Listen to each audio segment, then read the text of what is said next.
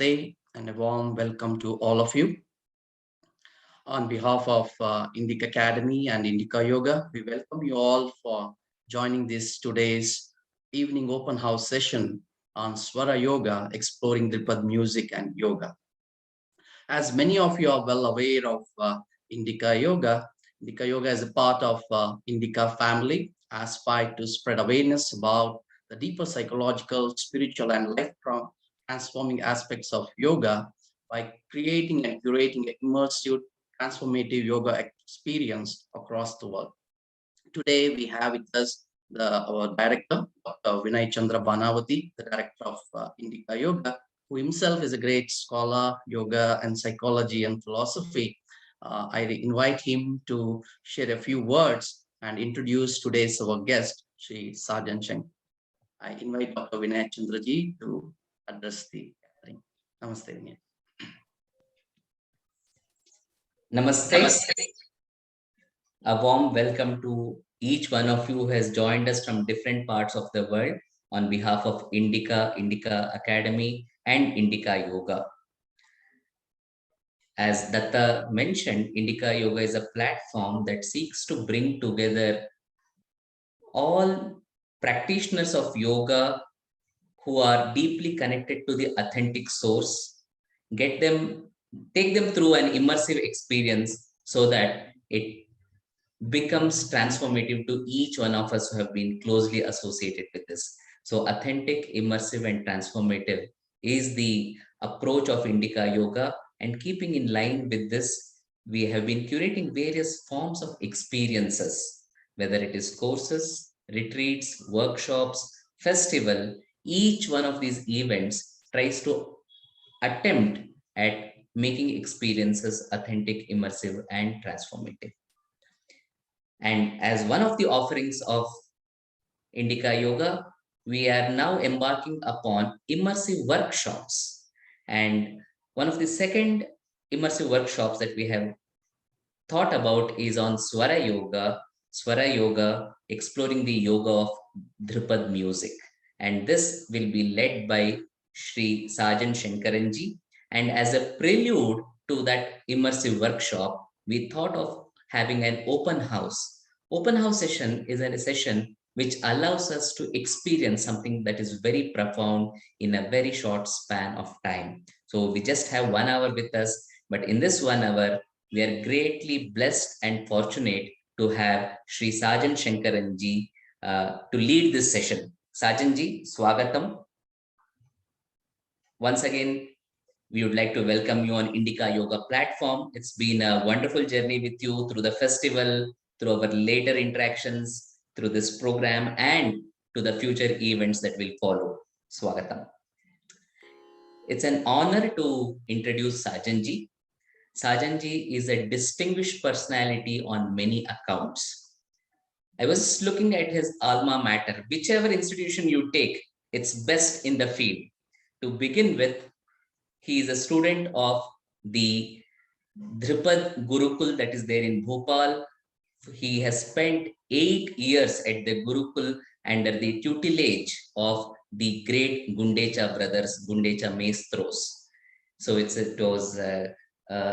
must have been a life transforming experience for him being there at the Gurukulam at the feet of the masters like Gundecha brothers. So we'll get to experience that perhaps a little bit in this session as well. But before that, he has been an engineer and trained in B.Tech from one of the best institutes of the country, that is IIT Mumbai.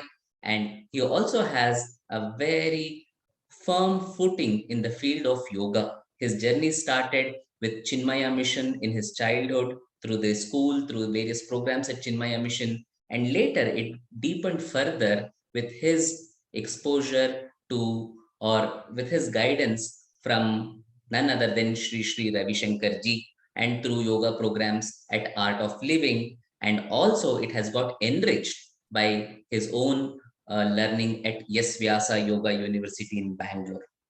A river becomes mighty through various tributes that it acquires as it goes along. And seen in this way, Sajan Shankaranji is also that such kind of a river who has received the tributes, the blessings from various sources. He combines them all to his advantage and shares it with the world.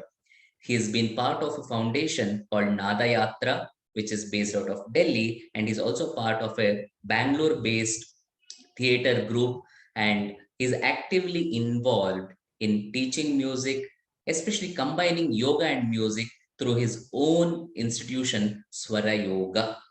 And this is what we get to experience in this session and also the immersive workshop that will follow. With this brief introduction, I would like to invite Sajanji to lead us further from this point, and also would like to welcome all our friends who have joined from different parts of the world to make the most of this situation and most of what is being offered here. And also, if you're inspired, you're welcome to join our course that follows as well.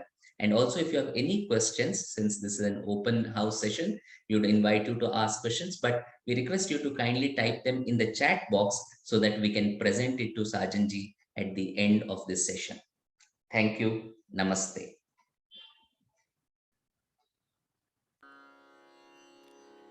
Thank you so much, Vinay Chandraji. First of all, for that very, very generous introduction. And yeah, it is actually a huge honor for me to be here on the Indica Yoga platform.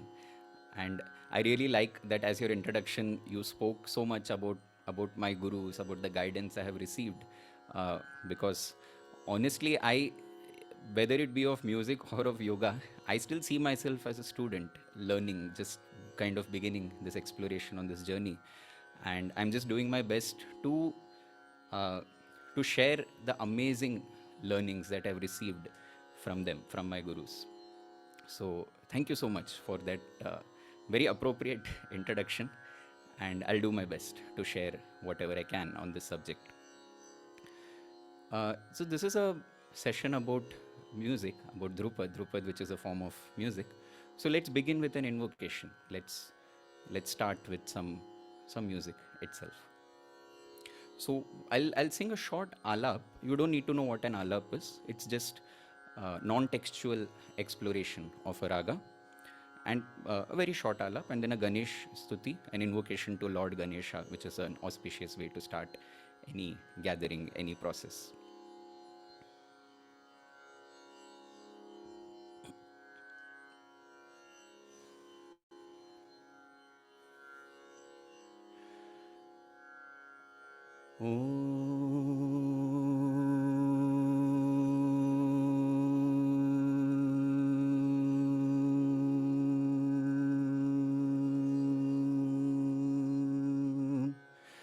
Ra na na na na Ri na ra na na Te ta ra na na na Hi na ra na na na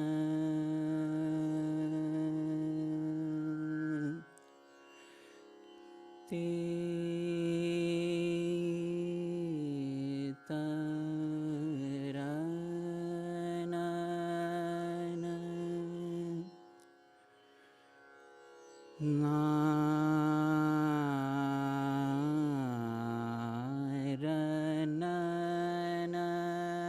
na na Ri na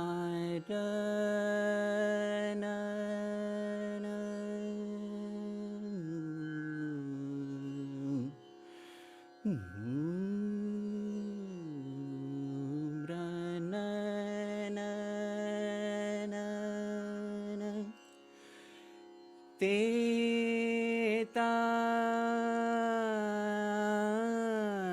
ra na na na Re na ra na na na Te ta ra na na na ra na no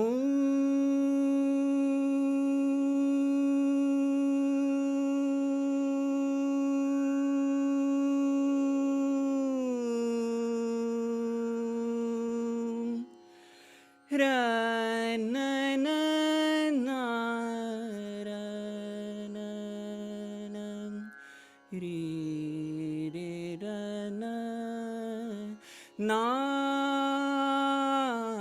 ra na na na re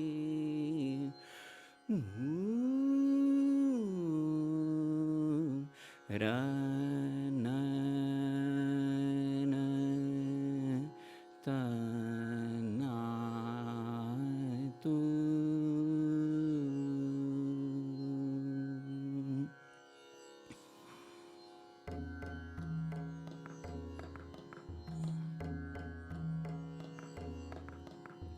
Shankar सुत गणेश शङ्कर सुत गणेश शङ्कर सुत गणेश शङ्कर सुत गणेश शङ्कर सुत गणेश शङ्कर सुत गणेश विघ्न विनाशन विघ्न विनाशन गौरी नन्दन गौरी नन्दन बुद्धि विधाता शङ्कर सुत गणेश मंगलदायक मंगलदायक तुम हो कृपा सिंधु मंगलदायक तुम हो कृपा सिंधु मूषक वाहन मूषक वाहन काटो सब कलेश शंकर सुत गणेश शंकर सुत गणेश जय जय गणाधीश जय जय गणाधीश सुर नर पूजित सुर नर पूजित भक्तन के हित भक्तन के हित करत हुआ देश शंकर सुत गणेश शंकर सुत गणेश विघ्न विनाशन विघ्न विनाशन गौरी नन्दन गौरी नन्दन बुद्धि विदाता शंकर सुत गणेश शंकर सुत गणेश शंकर सुत Ganesh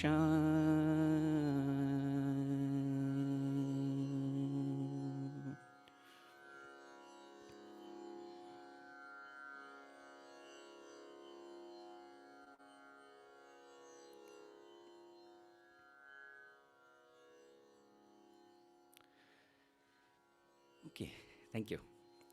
So, let's first look at why we are having something to do with music on a yoga platform. So, Indica Yoga is such an incredible place. They're doing such incredible work. Why are we having music here? Why do we have a workshop on music coming up? Why are we having this session on music? So, my experience with Drupad has been that the practice of Drupad is so much an application of the principles of yoga.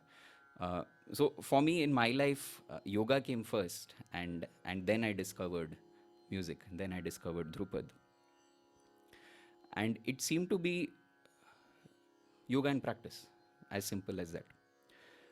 And then I think I stayed connected with Drupad because of this aspect of the practice, because of this aspect of the sadhana.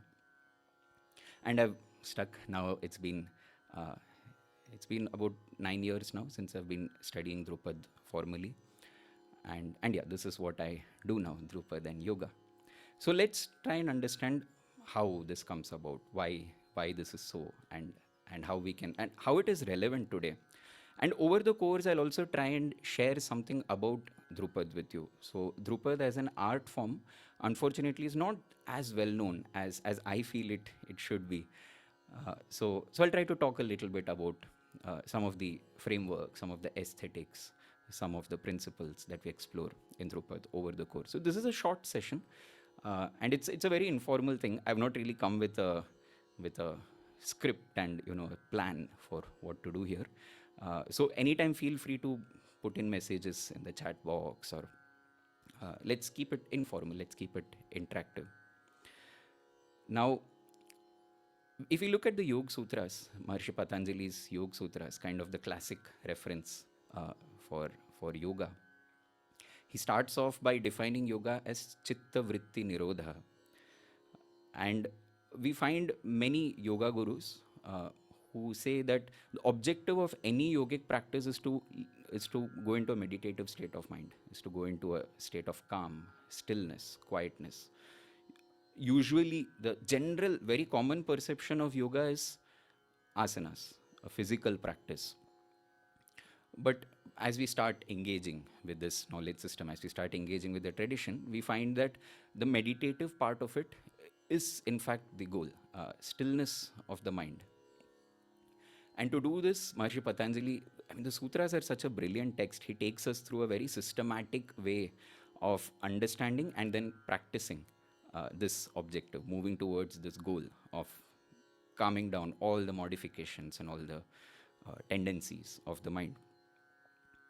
Now, over the course of the sutras, when he starts talking about the first chapter is Samadhi, Pada. We hear the word Samadhi. It seems like a very daunting or very inaccessible concept, Samadhi. It seems like such a heavy word, loaded word. But the way Maharishi Patanjali presents it, he presents different aspects, different flavors, different stages of Samadhi. And then we realize that it's ultimately no different from any other pursuit that we do, that we conduct. And we have the steps that we need to attain to get there. So we see when he talks about Samadhi, he talks about there is always an object of meditation to begin with. There are so many different kinds of meditation practices that different schools of meditation train us in. And as the object becomes more and more subtle, we go into there's no hierarchy here, but just to understand, we go into higher states of samadhi, or rather than higher, let's say deeper states of samadhi. And the end of the first sutra, Maharishi Patanjali says nirbijah samadhi, where there is no impression even of samadhi itself. So what are these objects of meditation? Now, when I first encountered Drupad, that is when it first hit me that sound itself can be this object of meditation. Sound, in its very pure sense, in its very pure state. And in fact, in the 35th sutra, Maharishi Patanjali, so in 31st to the 39th sutra, what Maharishi Patanjali does is he's giving various solutions to overcome the obstacles that a practitioner of yoga encounters, and basically methods to go deeper into the state of samadhi. 35th sutra, he says, Vishayavati va pravrittir utpanna manasah sthiti nibandhini. So the inner concentration on the process of the sensory experiences itself, that is moving towards higher and more subtle layers of perception, can lead the mind to a state of stability and tranquility. So this higher perception attained just through focus and attention on this process of sensory experience, on the inner process. It's not about indulging in the senses, but on this inner process of sensory experience. To me, that basically defines the evolution of raga music, because there is this intense focus that that our rishis in the centuries before have put attention, that they've paid to this element of sound and discovered so many possibilities. This, I think, this higher perception is manifested in these ragas. And the ragas are even deified. We find many ragas associated with various deities. They're even named after deities: Rag Saraswati, Rag Durga, Rag Bhairav, so on. So many ragas are, there's a lot of depth to these musical entities that arise, and we begin to realize that they're not just musical entities. So this sense of focus to sound, that is the first and most crucial parameter that I feel uh, makes music so relevant to a yoga platform. And and it is a lineage, it is a tradition. So Drupad especially is one of the oldest surviving musical forms in the world. Over millennia, people have been paying close attention and trying to discover what more is there, what more can happen, and go deeper and deeper within. So, how do we pay attention to the sound? Now, let's look at that. Uh, Again, let's revisit the sutras, because I feel that's a very good reference to have. Sorry. Maharshi Patanjali, at first he gives the method of practicing yoga as abhyasa and vairagya, and then he talks about what it can lead to. After that, he introduces this concept of Ishvara. He says Ishvara Pranidhana, which is very interesting because the Yoga Sutras are not necessarily a theistic text, in the sense that there is no conceptualization of an external god or something whom we worship. So, why does this term Ishvara come in? Uh, and Maharishi Patanjali, being the genius he is, he immediately defines Ishvara. He says, Klesha karma vipaka shaira paramrishtah purusha vishesha Ishvaraha.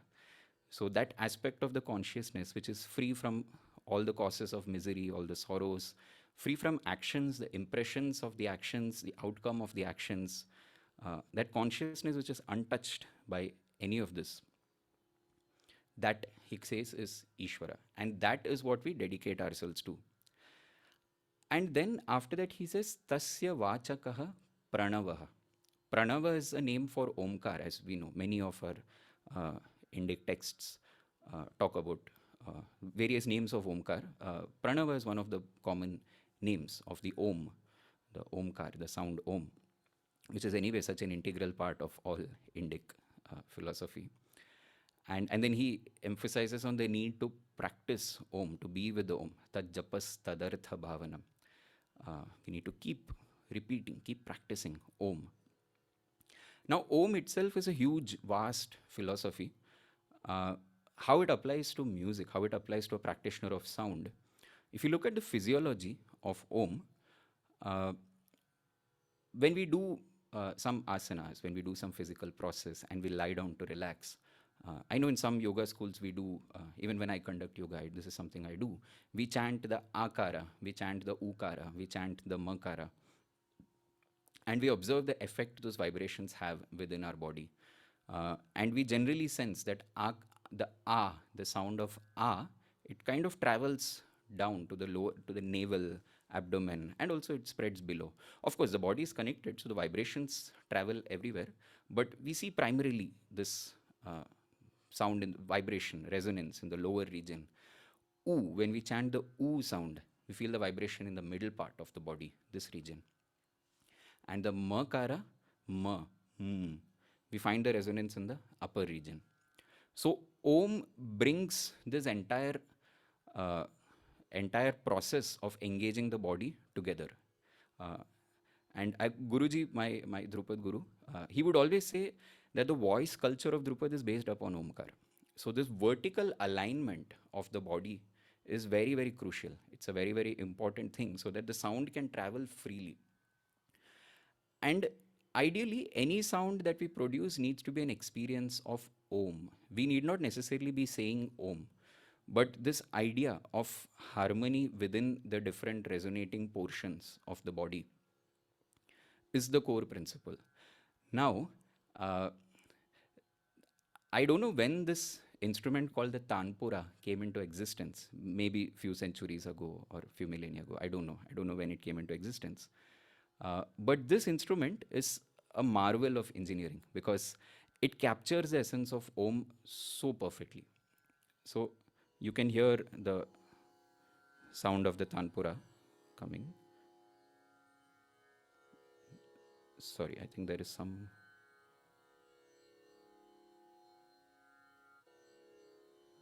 Yeah.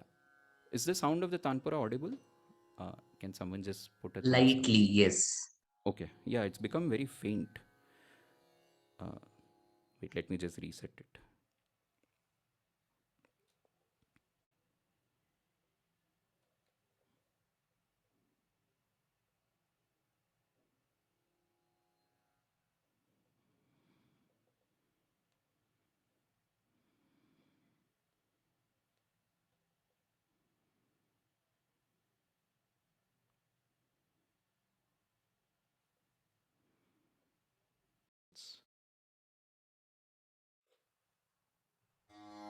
Yes.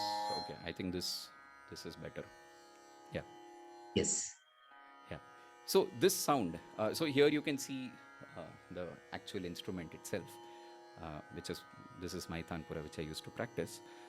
Uh, so this sound captures the essence of the Omkar, and how it does that is uh, we have these uh, we have these three resonating regions in the body. You can do more in-depth categorizations, and you can also come up with five or I think six also I've seen, but anyway, it's this low, middle, higher, and you can grade that into uh, lower, middle, or things like that. So, but primarily this entire region of the body needs to be engaged with the sound we produce.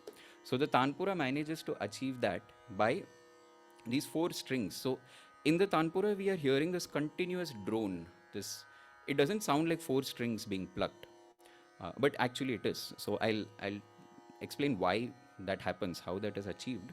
But the first string is tuned to so there is this reference scale that is somewhere in the middle, which is different for each person, but a comfortable middle sound that I start with, and I can go a little low, I can go a little high, and that becomes my vocal region. So this middle part is the sa, or the reference that we say. The first string goes 5 notes below, goes to the fifth below. Actually, it goes 4 notes below, ni, the, pa. So sa, ni, the, pa. So, but the pa is the fifth, the lower fifth. So it goes halfway down, and then you have the sa. The second string is the sa, which is the middle note. The third string is also the sa, again the middle note. And the fourth string is the sa all the way below. It is a very low, very bass sound. So you get this strong bass, this depth in the sound of the Tanpura. So you have the low and the mid, and the bridge of the Tanpura. Again, this is, I feel, the genius of the engineering of the Tanpura. You have the bridge that amplifies all the upper harmonics. So because of that, you hear this kind of a buzz or this resonance of the higher notes. And through those, in fact, even the overtones get amplified significantly. That is why we would hear these stories of masters, of classical music masters, who would say that I can hear the dha from the Tanpura, I can hear the ga from the Tanpura, I can hear the ma from the Tanpura, and things like that. But we know that none of the strings are tuned to those notes. But it is possible because in the overtones those frequencies exist. So you can actually, there are some papers where actually people have isolated those frequency regions and located those harmonics of the other notes. So you have the upper region also amplified, also enhanced, and then you get this holistic canvas of sound, which is the Tanpura. And as a Dhrupad practitioner, or ideally any raga music based system practitioner, we develop consonance with the Tanpura. So we try to merge our voice with the sound of the Tanpura. And in doing so, we are essentially practicing Omkara uh, at a very physiological level. That is essentially what we are doing. We are training our body to imbibe the essence of the Om to do that. Guruji, again in my Dhrupad Gurukul, he would, in a lighter vein, he would say that the whole problem the cause of all problems in Drupad is the Tanpura. Again, it's in a lighter vein. But what he was saying is that the Tanpura makes us, pushes us to sing a certain way, pushes us to engage our body more holistically. So, and that is why the Tanpura is so crucial. In Drupad, we sing only with the Tanpura. We do not have any accompanying instruments. Uh, even in a concert, even in a professional concert, we would not have any accompanying instruments. Other music forms do use other instruments. We have harmonium in other North Indian classical traditions. Uh, and I mean, they are all beautiful instruments. But just practicing with the Tanpura has this effect. And in doing so, our attention can be focused just on the sound. We can go into a very minute sense of focus on the sound. So let's try this. So we have the Tanpura running. Let's just try and get an experience of this. You don't need to worry whether you know music, you don't know music. A sense of consonance. Just see if you can merge, if you can dissolve into the Tanpura. So let's just keep our eyes closed and listen to the sound of the Tanpura.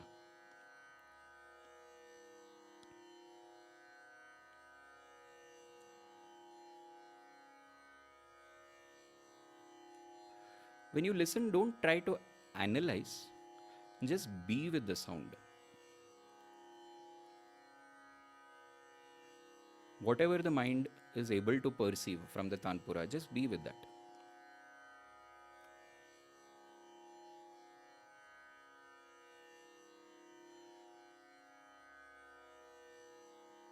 Let the vibrations flow into your mind. Let the vibrations flow into your body. Feel the resonance of the Tanpura in your own body.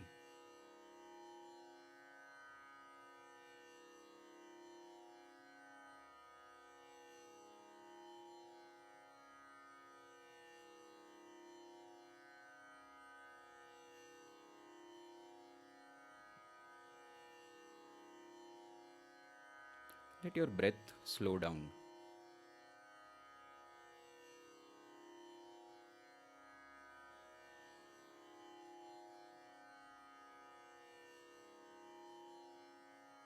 And with that, let the mind calm down until just the vibrations of the Tanpura are in the mind.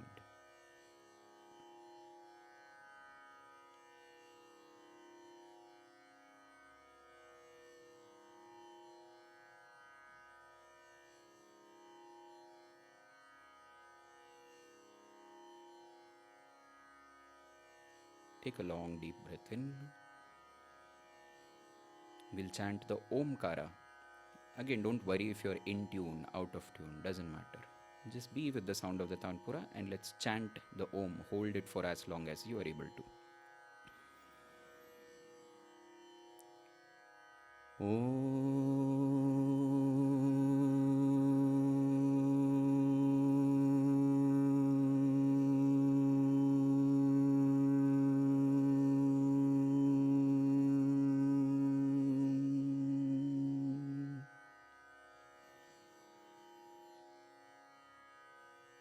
Let the Omkara continue to resonate in the mind.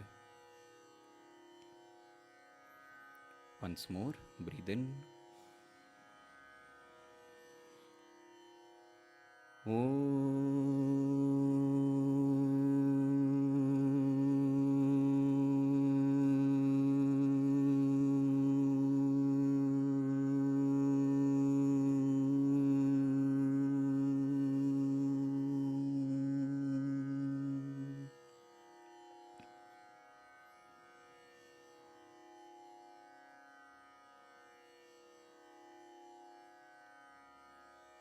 Once again, breathe in.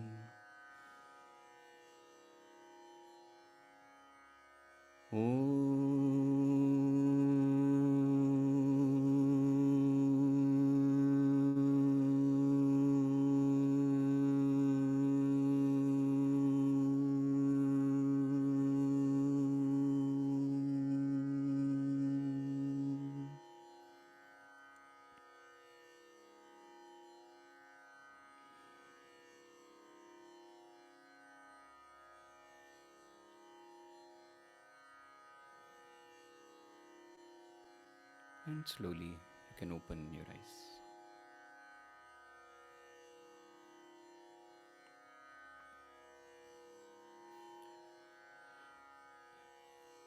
So, were you able to feel that sense of consonance? You can give a thumbs up. Thumb, yes, no. I don't know. I can't see any of you. Okay, I see some thumbs up. Great. So once we start to understand this consonance, we can then begin to look into the parameters. So there is the frequency, there is a pitch. So if I sing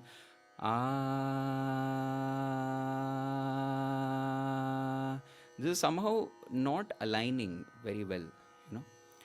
So I need to lift the sound up a little. I need to raise the pitch of the sound. So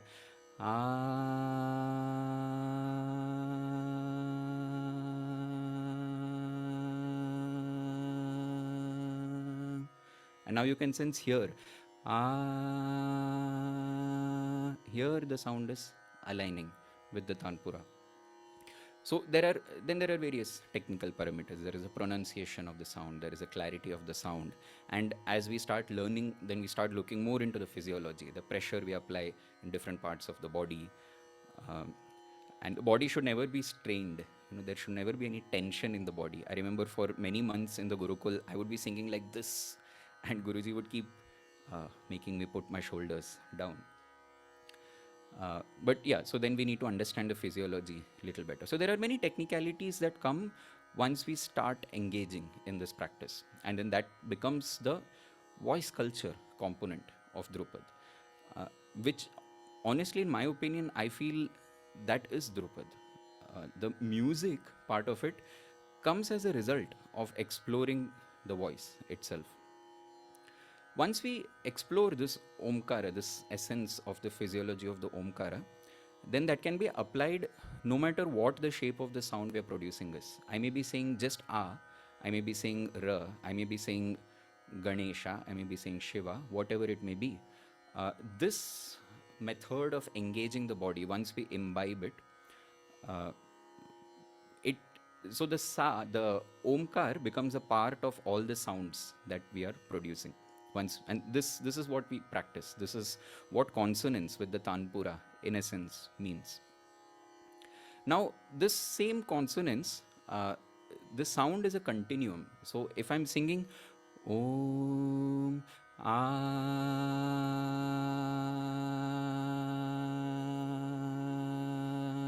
I can move the sound around and find different dimensions or different flavors to the sound. Ah,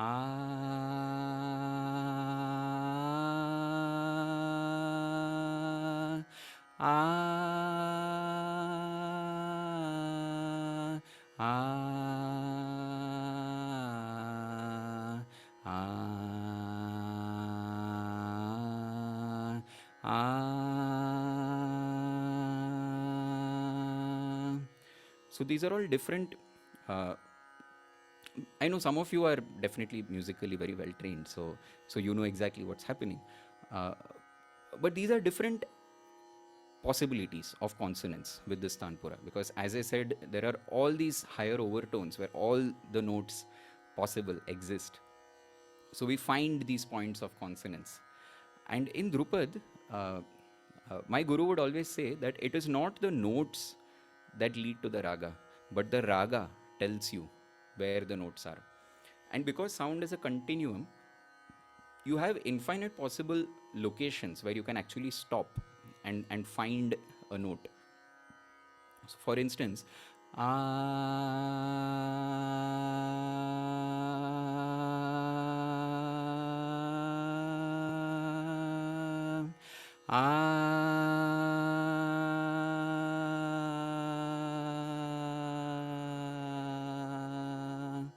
so you could sense the sound going up, sound coming down.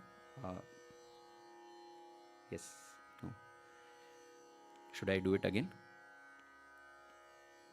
Okay, okay. I see one thumbs up. Okay, I'll assume that it's coming across. If there is at any point, if there is any problem or anything is not clear, then yes, please feel free to put it in the chat box or something. So now, what exactly is correct now? Because we see that there are so many possibilities, and this is where this fine level of attention comes into the picture. Now, the raga that I'm singing, ultimately that begins to tell me where I need to go. So, what I started off with the invocation was in a raga called Bhupali. There are 5 notes: Sa, Re, Ga, Pa, Dha. It's a pentatonic scale. The raga starts telling me where the Re is. So, there is this macro entity of the raga, and then there is this very fine, very minute positioning of every note. In the 40th Yoga Sutra, when Maharishi Patanjali just starts talking about what samadhi is, what it has to offer, what it can lead to, he says, Paramanu Parama Mahatvantosya Vashikaraha.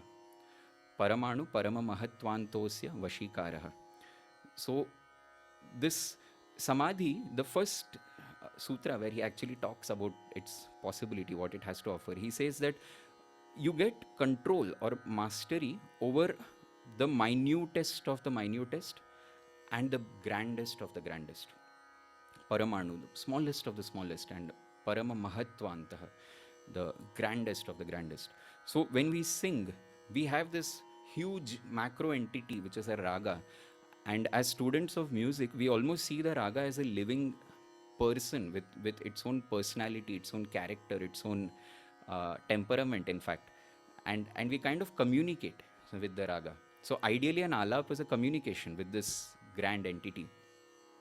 Of course, as a student, we learn to engage in this conversation through our guru. Our guru teaches us to have this conversation, introduces us to the raga, to Bhupali, and then we slowly start building our own relationship with the raga and have our own conversations. And this is how it then begins to unfold. And in this process, then the the macro entity, this raga, starts informing where every fine position is. And it also goes the other way around. So Guruji would always say that you just sing 2 notes and you should know which rag it is. I just sing Sa, Re, and I know which rag it is, just by the minute things that are happening in that.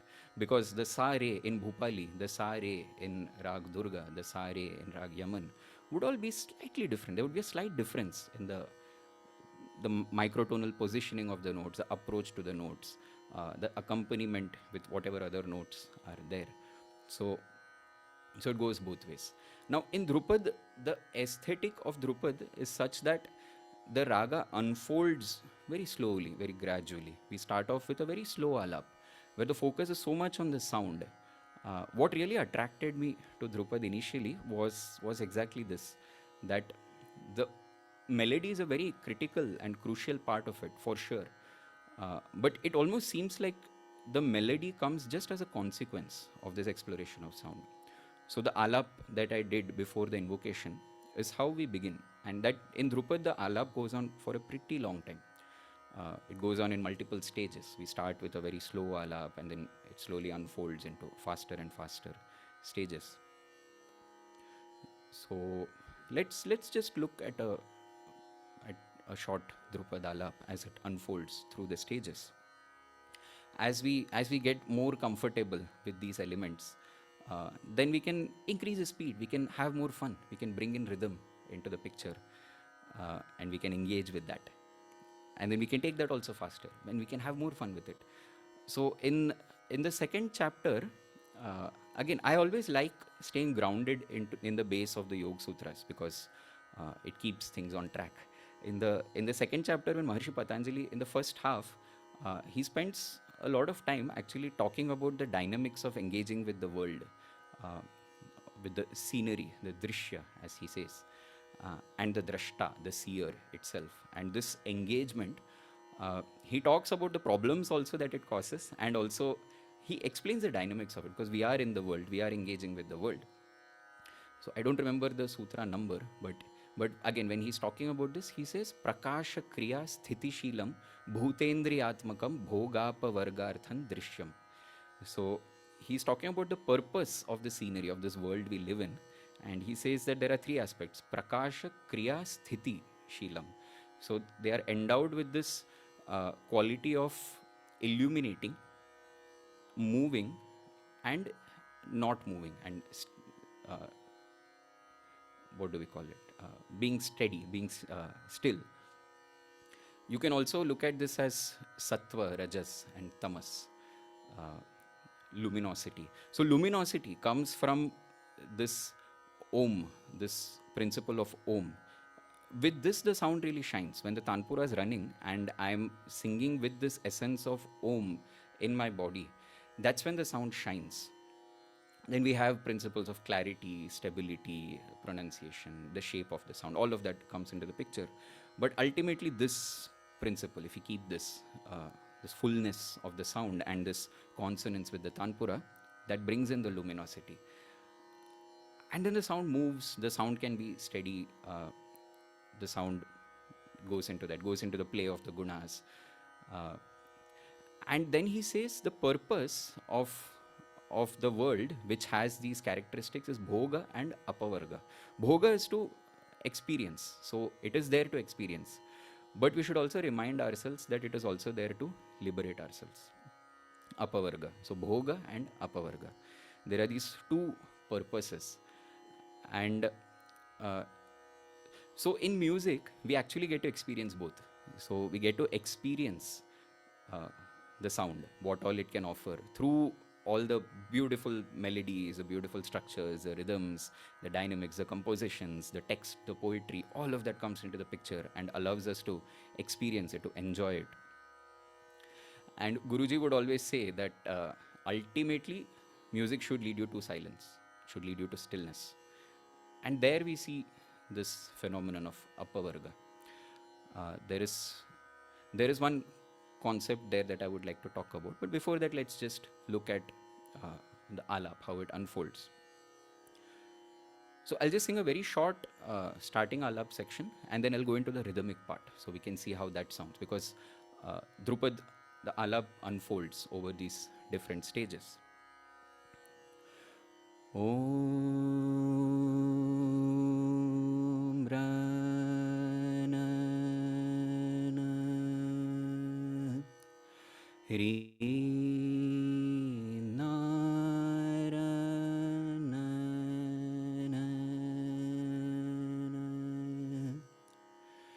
Te Tarana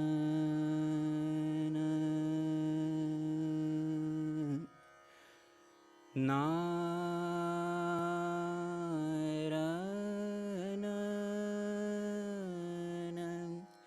Ri Narana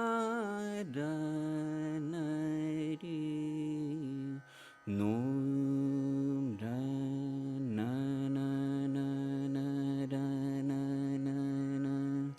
Tana Tum Ranana.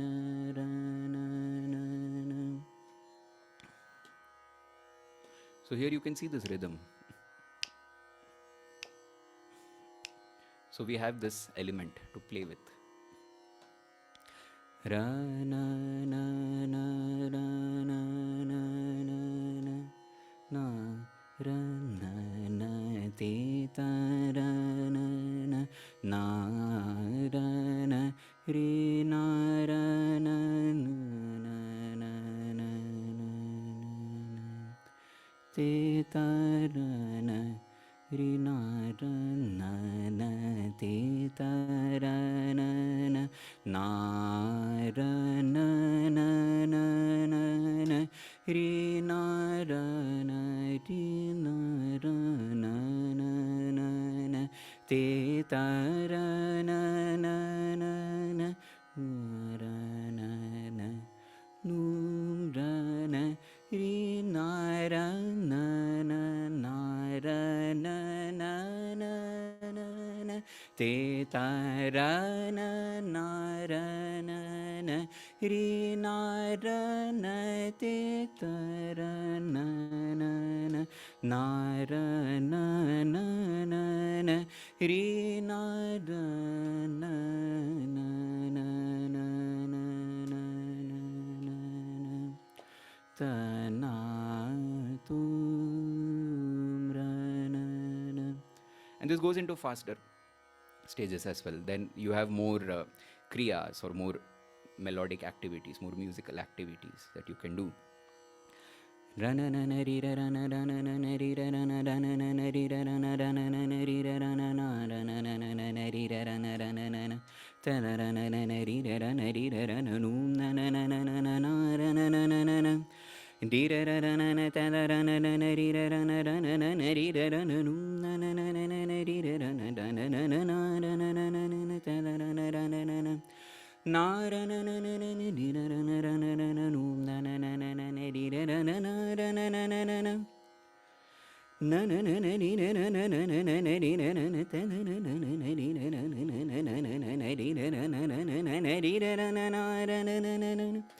This activity is called the gamak, where we pull the note from below. We get a kind of a percussive effect to the sound. It's said that this comes from the sound of the damru of Lord Shiva. It's like a mythological origin story of the gamak.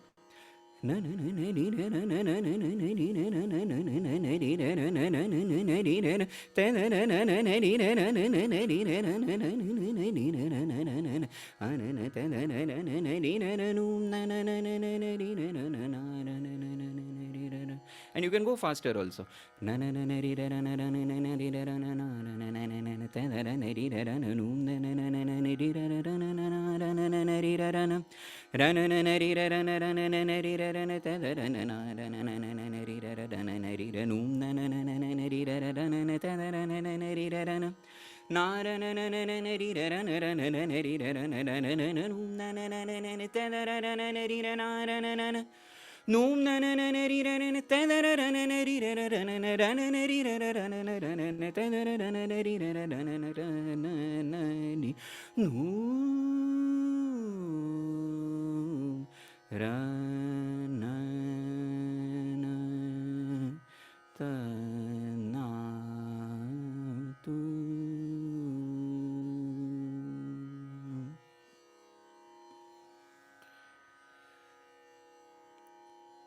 So it unfolds like this. We have different stages. Of course, this is a very short session, so I've not really been able to go into details of how it unfolds.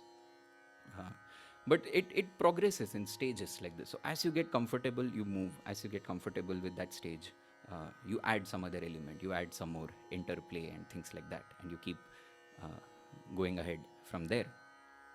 But what really fascinates me is when I listen to my guru sing, or when I listen to a great Drupad master sing, uh, whether they're singing the fastest of the fastest stages or the slowest of the slowest stages, this feeling of stillness is still there.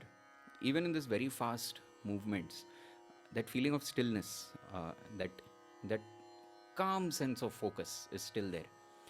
And that is what really draws me so much to Drupad. And another thing that a lot of the scriptures talk about categorization of music. They say there is something called Desi music and Margi music. Again, there are multiple interpretations, and usually there is also this sense of elitist notions associated with Margi music, and they associate with classical music forms. And people say Desi music are folk forms. But I mean, that I don't like that kind of a categorization. What I really love is the way my guru explained it to me. He said Desi music is something that takes the mind towards thoughtfulness, makes the mind thoughtful. Music can be such an effective tool of communication, especially of really abstract ideas. And we see how uh, a layer of music, when it gets added to any text or any situation or something, we are able to take so much more from it through that music. It invokes so much within us. Desi music is this, which invokes the sense of thought, this ideas. And Guruji would always say Margi music is something that takes you towards thoughtlessness, that stills the mind, that calms the mind. So when we look at this as an independent practice system in itself, the way we have kind of very quickly, very briefly seen over the past, I don't know, 40 minutes or so, then it becomes Margi music. It may be Drupad, it may be any, it doesn't matter. The genre really doesn't matter. But if it is done with this kind of an approach, then it becomes Margi music. Uh, I mean, there could be mediocre Drupad and there could be exceptional folk music. There could it. So I think this genre-wise discrimination is, uh, I don't like that. But this idea was really beautiful when I first got to know, and when Guruji shared this kind of a perspective. And in the process, I feel, uh, ultimately, I think a person doesn't need to sing more than just Omkar at Sa to experience the fullness of, of sound and the potential of sound. But the thing is, it can lead to lethargy. If Because we need some action, we need some activity when we are in the world until we are liberated. So maybe once a person is liberated, there is no need to do things. But until then, just to keep our mind on track, stop it from getting distracted and deviated, we need a system of practice. I think Drupad gives that so efficiently, so effectively. You have all these stages of practice. When you get comfortable, rather than the mind going into a state of lethargy, then you have something else that you can add into it. You have so many ragas that you learn to communicate with. And once you start this communication with the raga, that in itself seems like an endless journey. We have ragas that have been sung for centuries, and still it's fresh, it's still alive. I've heard my gurus sing the same raga so many times, but it's always a fresh performance. Uh, it's always something new.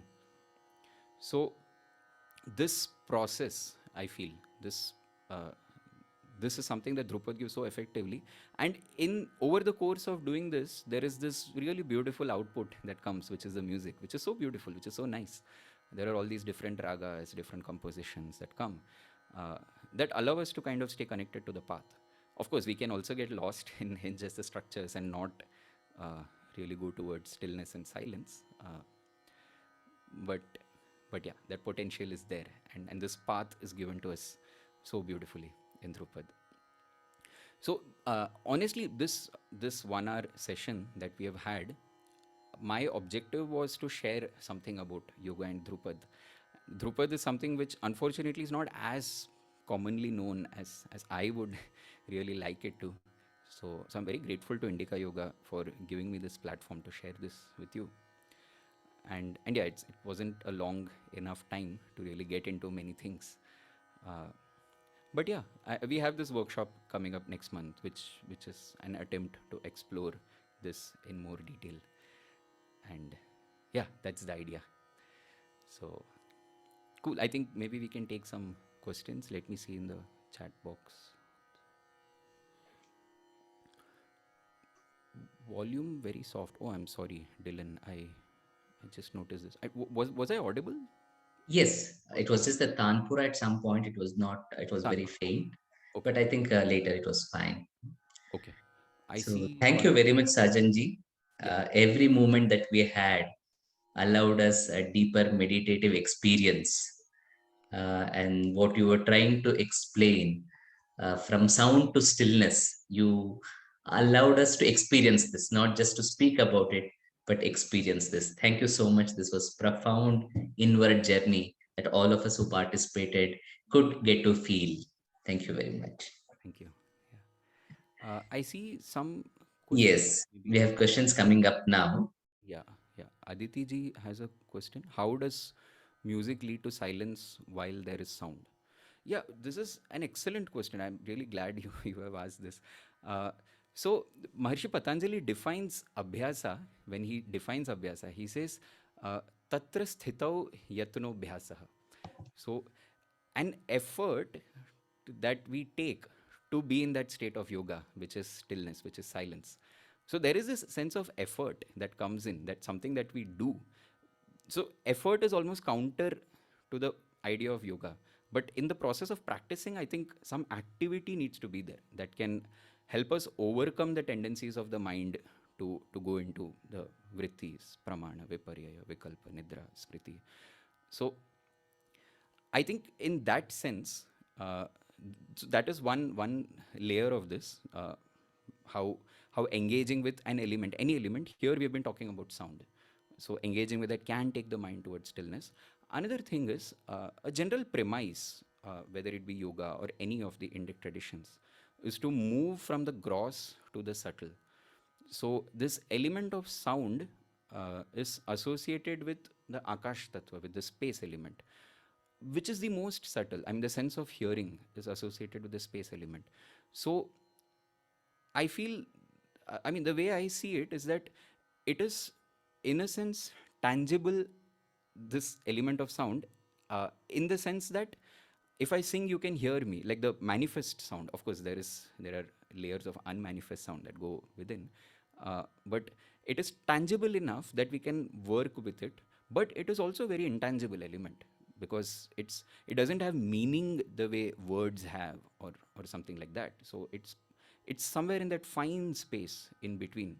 So I think hence this element of sound works very effectively as a yogic practice. We engage with it. So I don't know if that answers the question, but it's just some thoughts that I had on the subject. Thank you very much, Sajanji, because it also connects with this idea of asana, what you were mentioning, effort and effortlessness. Yes. Yes. Yeah? Prayatna Shaithilya. Yeah. Ananta Samapatibhyam, in the description of asana, Patanjali brings in the very idea that there is a prayatna, effort, but there's also a dropping of that prayatna. Right. And that is the state of asana. Right. So, yes. Yeah. Great. Anne, hello. Good to see you. How are the chairs involved? Oh, maybe you meant chakra. Okay. Yeah. How? Okay. You meant chakra, right? You can just give a thumbs up if. Huh. How are the chakras involved in the idea of omkara and resonance in different areas of the body? So uh, there are some people who associate different notes with different chakras, who say that sa is located here and re, muladhara and the swadhisthana. And there are these one-to-one association of the notes with the chakras. Uh, Honestly, I have not experienced this kind of a one-to-one association, and I've discussed it with my gurus also. Uh, they also do not really talk about this kind of a one-to-one association. It also doesn't really make sense if you look at it scientifically, because the frequency, which is what affects the physiology, I mean, I choose different frequencies. I mean, today I'm singing at C sharp. Tomorrow I might be singing at C. If I'm teaching a female person, I'm singing in G or G sharp. So then what is it? Is it the frequency of the sound, or yeah? So I don't know. Maybe some years later, as I go deeper into the practice, I may discover this one-to-one association. But as of now, honestly, I have not. But these chakras are ultimately, what do we say? They are nerve centers. Is that, can that be a good way to put it? Uh, but they are these points of intense focus of energy in the body that we kind of sense. Whenever we go through emotional upheavals, also, we can actually relate them to sensations in parts of the body. And in the process of singing, just so because of this. extremely well, become very senior in the organization, Sorry. working in the health area. I think that it's really amazing that he could do that. I Okay. Okay, I'm not sure if somebody was speaking intentionally or it was a. No, I think it was something that they have missed out. Yeah. Okay, okay, no issues, no issues. Yeah, so this when we practice this voice culture, this essence of omkara, we are paying such close attention within our body to where the sound is resonating. In that process, it's very clear we begin to feel the sensations all over, all across. Especially when we do the morning courage practice, where we actually go very low down the scale. If possible, if our voice reaches, we go to the lower sa of whatever our pitch is, and we just stand there for half an hour, 1 hour, how much of a time we are able to take out for doing that. There we can feel it, the resonance in the body, and it's almost like an internal massage. I feel this process of producing sound, and in that process, I feel when the sound is able to travel up, when this upward travel of sound happens, then then the sound really shines then that Omkara, the essence of the Omkara comes through. I was so amazed when in class Guruji would keep talking about this vertical alignment, vertical alignment, vertical alignment. He has used that word so many times, and this is exactly what like practitioners who are directly addressing chakras, maybe Kundalini or things like that. This vertical alignment is such a crucial part of it. So yeah, I think that's where it comes in, and yeah, maybe over the years I may discover more about this. Yeah. Okay, Aditi ji is asking. Yes, absolutely. Yes, totally. Yeah. Paying attention, sustaining attention through effort, uh, dharana, and creating focus, and also leading it to a state of effortless flow of focus on that is dhyana. So yes, absolutely. This this just reminds me a recent incident in the Gurukul. Guruji was telling me that you're singing well, what you're doing is good, but this freeness is not coming. So he used this word. He said freeness, this that comfort is not coming. And to me, he was basically saying dharana is there, dhyana is not there. So you're focusing, you're able to do what you need to do, but that free sense of focus, that effortless flow, is pratyayikatanata, that free flow. So I think dhyana comes with that effortlessness also. So yeah, great. Thank you, Aditi ji, for bringing that. Does this chanting have health benefits? Any research has been done on this? Yes, a lot of research has been done on music in the Western context. I myself have read a lot of papers on that. It activates cognitive processes at multiple levels because you're engaging with so many elements just in the process of singing. You're engaging with frequency, you're engaging with, a lot of people look at music visually as well. When we do a lot of the musical exercises, when we do permutations of the notes and things like that, our hand actually moves with that. So there is this visual element, there is sound, there is a physiology involved. There's lot of health benefits. In the Indian context, also, I think Nimhans has a lab dedicated to cognitive musicology where they're actually studying the impact of music on the brain at a very clinical level. So yes, there is definitely a lot of health benefit. Apart from the sense of calm and focus that it gives, there is very tangible benefits on the physiology as well that comes to this. When you listen to music, how can you differentiate whether it is Dhrupad or any other music? Great, excellent. There are frameworks that differentiate different musical forms. So Dhrupad, I have tried to share a bit about how it evolves. So Dhrupad, there is an extended alap where you don't have words, you don't have poetry. For example, the Ganesh Stuti that I sang right at the beginning as part of the invocation can be seen as a poetry, as text. But in a Drupad concert, if we have a 1 hour concert, 45 minutes will probably just be alap, where I don't have, I use these syllables, a, ra, na, te, ta, ri, re, something like that. So if you hear a lot of that, then it's probably Drupad. Another thing that differentiates Drupad from other forms of Indian classical music is you have the pakhavaj as the percussion accompaniment. We do not use the tabla. The pakhavaj is a double barrel drum that is placed horizontally like this and played like this, rather than tabla, which is played vertically. Something like the mridangam, which is used in Carnatic music, they have common origins. In fact, pakhavaj is also traditionally called mridangam. But the sound and the tone is a little different, which suits the aesthetic of Drupad. And another thing is, in general, the aesthetic of Drupad is a little more contemplative and it's more towards stillness. The ragas are, I mean, even in Khayal, the other form of North Indian classical music, or in Carnatic music, we find common ragas. Of course, there are some ragas which you see in Carnatic which you do not see in Drupad, and vice versa. But you also find common ragas. But yeah, generally the aesthetic, the framework is a little different. There are also many similarities. And differentiating from other music of other kinds, I guess that may be clear enough. I don't know. Yeah, I mean, it sounds very different from pop music or even filmy music. Everything is beautiful in its own way, but I think it's easy to differentiate it there. Yeah. Chakras create and raise vibrations. Yes, perfect. Energy centers. Okay, chakras. Yes, we can say energy centers. Is it possible to link traditional Vedic chanting and Dhrupad? Oh, wonderful. Patricia ji, thank you so much for asking this. Yes, it is said that Dhrupad comes from the Samagana tradition, from the chanting of the Samaveda. Uh, I think there is a scholar in, I think he's Pune based, Dr. Subrata Roy, who's done a lot of research on this, linking it to Samagana tradition. And he is actually trained in Samaveda chanting also.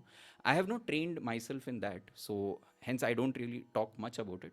But yes, it is widely almost accepted that Drupad comes from the Samaveda traditions. I remember a few years back in Bhopal, uh, there were these pandits who chant the Samaveda, and they had a presentation of sorts in the city, and we had all gone to attend. And after that, they and my gurus had a long discussion, and we found that a lot of the practice repertoire also, there are a lot of similarities, the kind of exercises that we practice as Drupad musicians, and what a student of Samaveda chanting also goes through. There are a lot of similarities there. Yeah, great. I think we've taken. Sajanji, I know we are running behind the schedule and you have some other engagement immediately after, but I'm just still compelled to ask you a couple of questions. Yeah, yeah, sure, sure. You were mentioning about the alap, especially in Dhrupad concerts and practices. You play a lot with the sounds, the syllables. Hmm.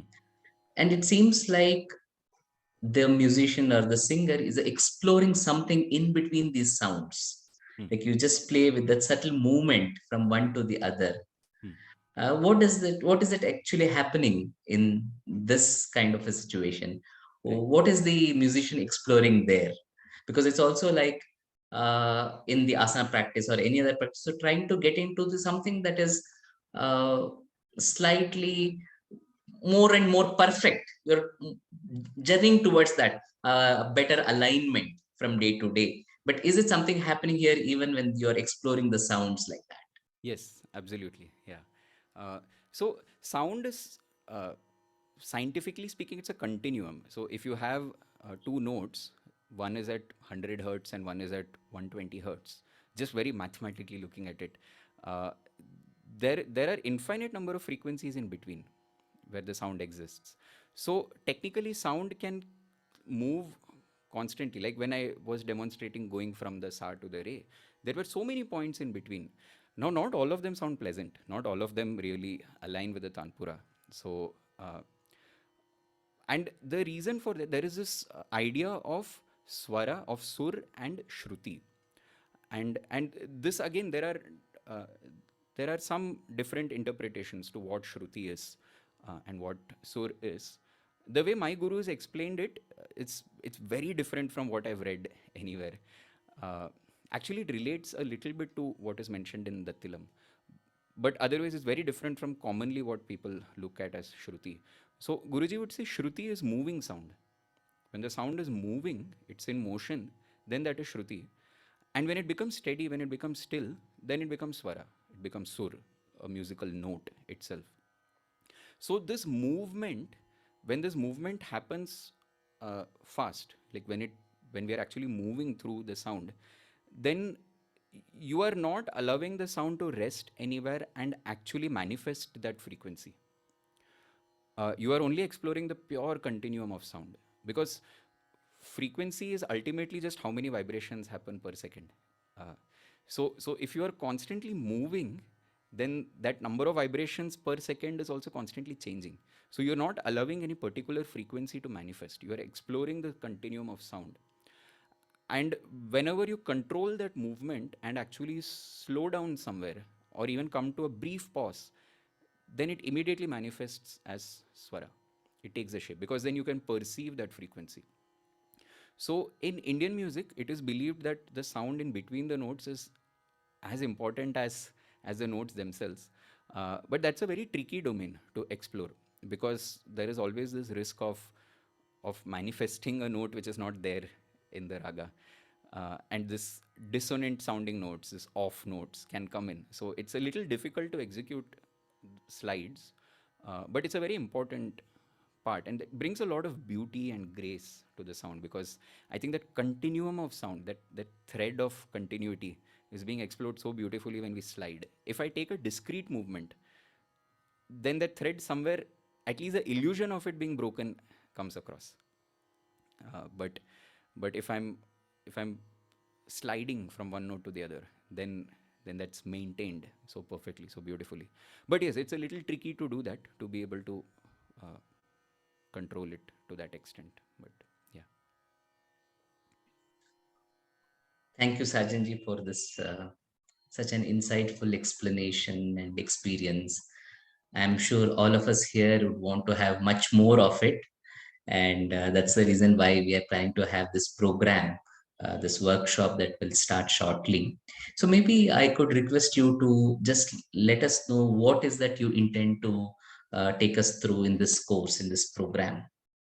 Right. And if people are interested still, if they can join in the program. Yeah. So one thing that I really love about the way Indica Yoga does things is we have this wonderful 15-week period of engagement, which is a reasonably long period of time. Of course, we have one meeting where we actually meet on Zoom, but since we have this extended uh, period of engagement, what I plan to do is actually go into various elements of practicing Drupad. So we start off with the voice culture, we understand the parameters of it, and everything that we do, I will do my best to relate it to principles from the Yoga Sutras, which, at least for me, they have been really guiding my practice of Drupad. And over the past 2 years, especially, I've been very consciously going very deep into the Yoga Sutras. And over the past 2 years, I've seen that my relationship with Drupad has deepened so much more just because of this conscious study. In fact, this workshop, in a way, is a manifestation of that, because uh, yeah, so we look at this. We look at the different stages of learning Drupad. We'll start with basic voice culture, building this perception of Svara, of of sound, of consonants, things like that. Uh, I I I'm planning to work with a raga called Bhairav over the course of this workshop. I think it will be nice if we just have one raga, so we don't have too much content that way in terms of learning 10 ragas or 20 compositions or things like that. But we take one raga, we go deep into it, uh, and we learn the different stages. We learn some exercises. So first we begin with, if I want to be a tennis player, I also need to do a lot of exercise, build my stamina and things like that, so that when I hold the racket and go on the court, I can actually do things. We'll do some exercises, we'll do some melodic patterns, we'll understand rhythm. Time is such a crucial part of music as well. So we'll understand some principles of rhythm, and then some compositional ideas, because in Indian music, the musician and the composer are the same person. In Western music, it's not necessarily so. Like, it need not be that way. You could be a brilliant musician and you would be playing compositions of Mozart or Beethoven or any contemporary composer or anything. But here we don't have that. We have to also understand ideas of composition, how we create the alap. How is it that every time it is new? What parameters go into improvisation? How do we communicate with the raga? Uh, so we'll go into all of that, and we'll learn some alap. Maybe we'll learn a composition also towards the end. Composition is a nice way to wrap up, because it brings text, it brings rhythm, it brings the raga, it brings consonance is anyway there, all permeating throughout. So it brings all the elements together, and yeah, so we'll also learn a composition. Thank you. It seems to be a very enticing journey to look forward to. But we still have one more basic question. Does one need to be proficient in music, some kind of background in music to enroll for this program, or people like me also can join? So proficiency is not needed.